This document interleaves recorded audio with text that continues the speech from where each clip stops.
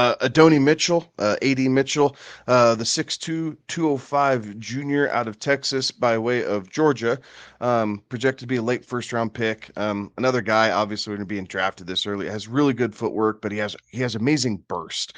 He is extremely explosive.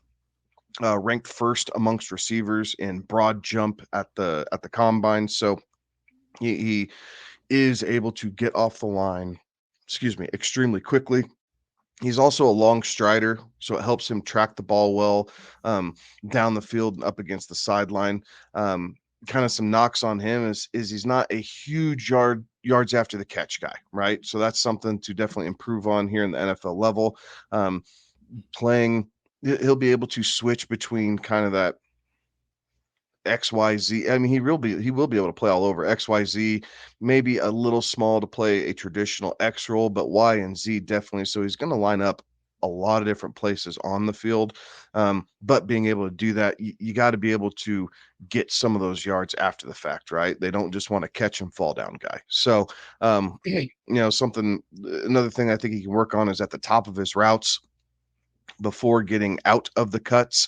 At times he has wasted motion, right? So whether it's too much of the upper body, maybe one too many jab steps trying to set the corner up, instead of just hitting his break and going, can move around just a little bit too much. But overall, he has a really good skill set, and he has really good hands, despite the fact that his hands are a little small for a wide receiver, right?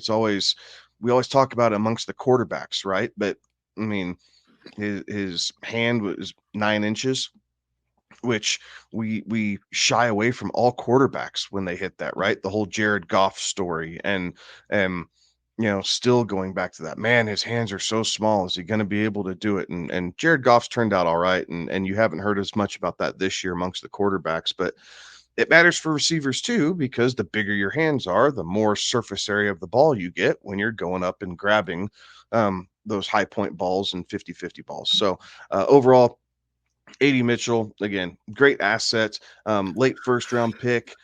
I don't think he slides into day two with as high as these receivers are kind of trending here at the moment, but it is possible he slips into the very top end of day two. And if he does, watch out, because what a great pairing you could end up with in Chicago with DJ Moore, Keenan Allen, and Adonai Mitchell, if you're not careful, to go along with Caleb Williams. So Chicago is probably salivating here a little bit, or I guess that's Carolina's pick, isn't it? Yeah. Yeah, so Carolina. So there you go. Give Bryce Young a target there. So that would work as well, because God knows Carolina needs pass catchers because they don't have squat there. But They yeah, need a good lot. player. Yeah, good player.